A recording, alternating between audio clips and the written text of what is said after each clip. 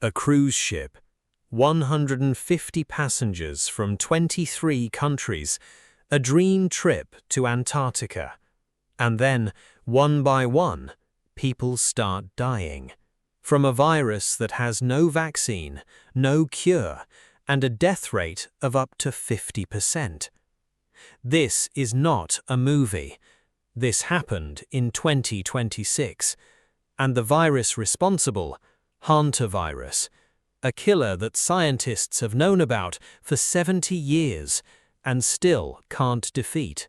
On April 1st, 2026, a cruise ship called the MV Hantavirus set sail from Ushuaia, Argentina, the southernmost city on Earth, heading toward the remote islands of Antarctica and the South Atlantic. On board, about 150 passengers from 23 different countries. For the first few days, everything was perfect. People were socializing, enjoying the scenery, attending parties. Nobody could have imagined what was coming. 5 days into the journey, a 70-year-old Dutchman developed a headache and a fever. He saw the ship's doctor, but within days he started struggling to breathe. His condition deteriorated rapidly, and on April 11th he died on board. The cause? Unknown. The passengers didn't panic. Life on the ship went on.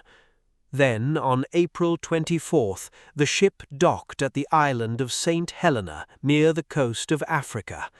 The dead man's wife disembarked with his body and traveled to South Africa. On April 25th, she was about to board a flight to Amsterdam when she collapsed at the airport. The next day, she was dead too. Back on the ship, a German woman fell ill on April 28th. She died on May 2nd. By May 2nd, the World Health Organization was officially notified.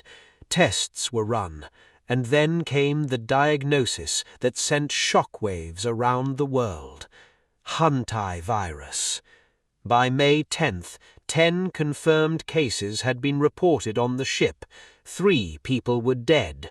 Several passengers had been medically evacuated. For days, the ship drifted near the Cape Verde coast of West Africa, and no country would allow it to dock. Finally, Spain gave permission to dock at Tenerife in the Canary Islands. The ship was evacuated.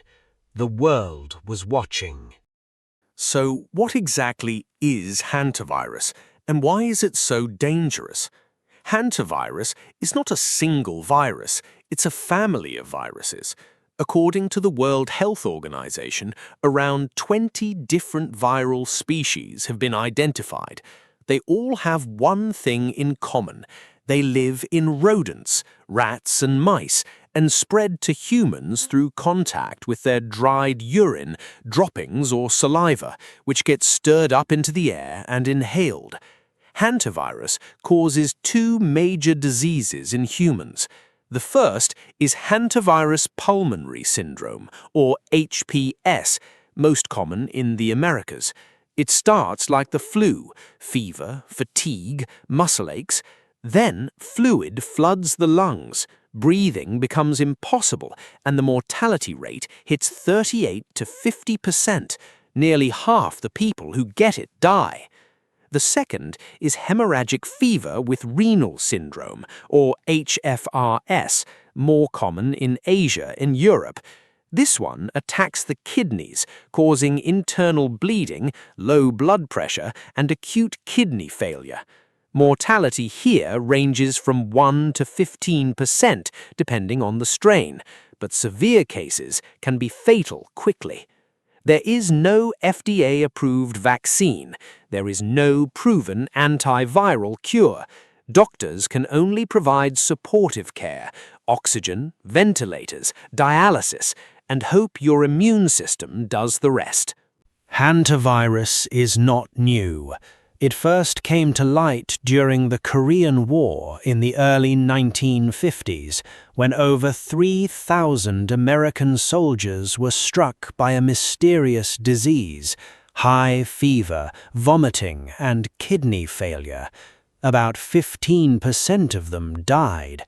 Doctors called it Korean hemorrhagic fever and couldn't determine if it was natural or a biological weapon.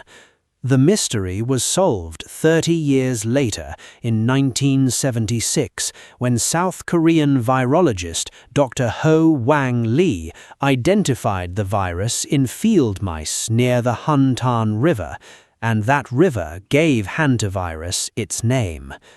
But the most dramatic chapter came in May 1993 in the American Southwest. 10 young, healthy members of the Navajo Nation died within weeks of each other. Flu-like symptoms, then sudden lung failure. The initial mortality rate was a shocking 75%. Scientists were baffled.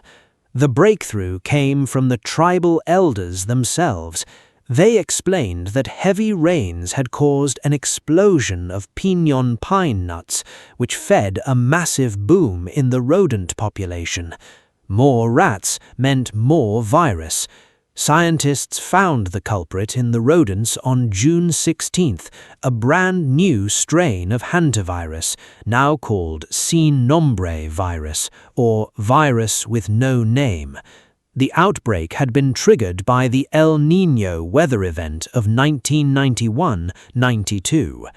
This connection to El Niño matters today because climate scientists warn that El Niño events are becoming more frequent and intense due to climate change, meaning more rain, more rodent booms, and more hantavirus risk in the future. For most of hantavirus history, scientists believed it could only spread from rodents to humans, not person to person.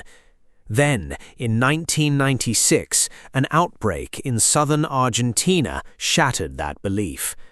The culprit was the Andes virus, a strain of hantavirus with one terrifying, unique ability. It can spread from human to human. To this day, the Andes virus is the only strain in the entire hantavirus family confirmed to transmit between people.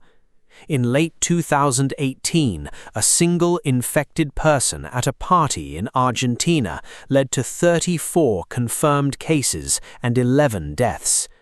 And the 2026 cruise ship? Same strain.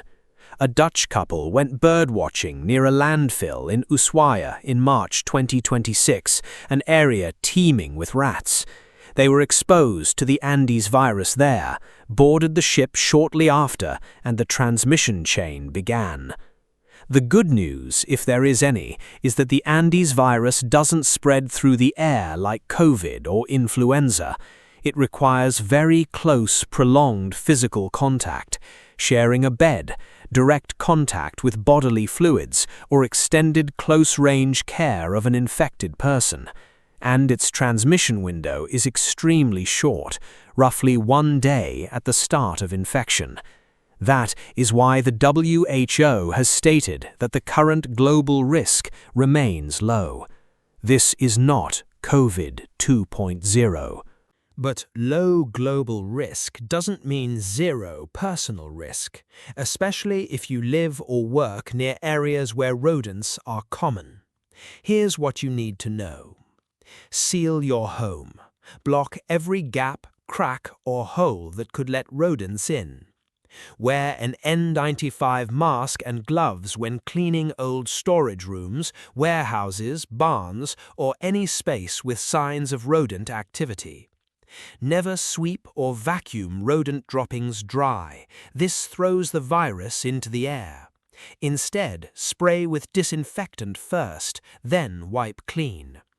Practice basic hygiene. Store food in sealed containers, dispose of waste properly, and eliminate anything that attracts rodents.